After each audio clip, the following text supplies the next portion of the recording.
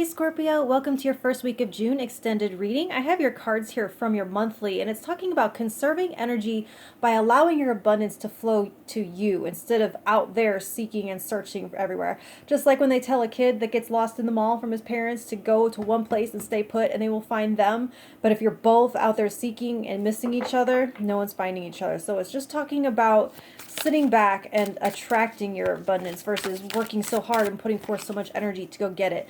So I'm going to pull some more cards to find out what else you might need to know for the first week of June, and it might tie into this. I usually do try to, but it might not necessarily. It might be a whole new message to see what else. So let's see what Scorpio needs to know for the first week of June. And you have the Queen of Wands, so this is being very fired up and knowing how to direct your energy. So it's almost as though conserving this energy towards this kind of fruitless pursuit frees you up towards something else, and so you can put your focus into something else. And the Hermit is something within, so it feels like you are confidently moving towards your own truth and finding something, a treasure within you almost. Since we're talking about abundance, there's something abundant within you. And the Three of Swords, so this does talk about having to do some healing work. So let's see, the Nine of Swords and healing some worry. So there's channeling some energy into healing a rift of some sort. It kind of reminds me of the end of, what is it, season 2 of Stranger Things, where Elle like does her thing and like seals up the upside down, the big hole, the big rift. But they take her into the building, and you kind of go deep into the belly of the building where that hole was opened up, and she, does her thing and closes it up. So there is a sense of having to go in and close up a leak of some kind, and like creating a better seal. And so it's like your energy doesn't, like holes in a hose, and if it's getting all the water leaking out, it can't be channeled towards something. So it feels like you're boosting your signal as being a lighthouse towards gathering and letting this abundance come to you. There's things that could be draining the light out and muffling your signal. And so there is a need to go in and do some repairs, because this is creating some worry here. The Five of Wands in reverse is a smoother path between you and what it is that you want finding you. It is the reduction of conflict, the reduction of friction. So no longer standing in your own way, no longer having competing agendas warring within you.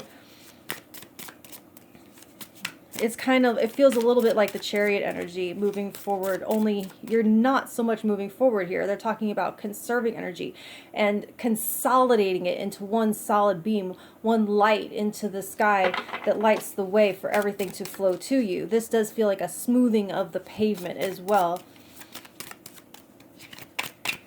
These are like potholes, it feels like. The Three of Swords and the Nine of Swords, they feel like potholes that are making everything janky. And the Temperance in reverse. So there is a sense of teasing something out. So we do have these Three of Swords and the Nine of Swords. So there is a separation in the Temperance reversed. It's where something that has been a part of you, you have to kind of like parse something out and determine like what's healthy tissue versus unhealthy tissue, and kind of chisel that away so it can get healed over. So you are going in deep down within and finding where there's kind of like this beating heart of the problem, and doing that healing work, addressing some of these worries. When it comes to the Nine of Swords, we're talking about your fears about something. You need to rein those in and get them under control before they come true, because in the Nine of Swords energy, they're just what ifs. They're just worst case scenarios. They aren't the reality of what's happening. And tapping into the current moment, doing those grounding exercises where you like, okay, what is actually true in the moment versus what is my imagination? Where is that taking it?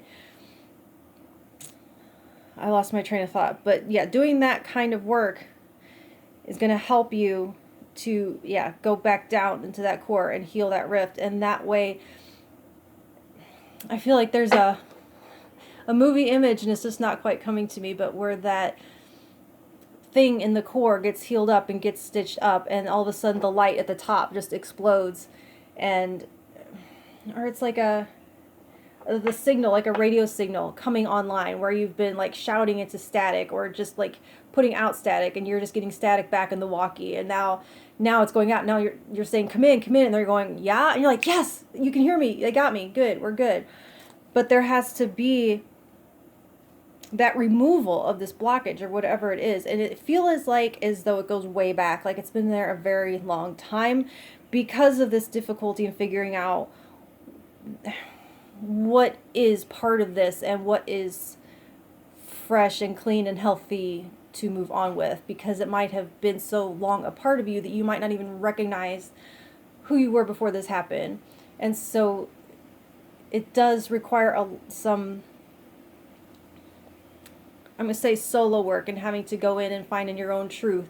And I don't think that there's going to be an article or a system or anyone else that can really take you by the hand for this. You have to follow your own light and your own truth. And that's what I have for you this week. So if you want to hear what I have next week, I'll talk to you then. Thank you.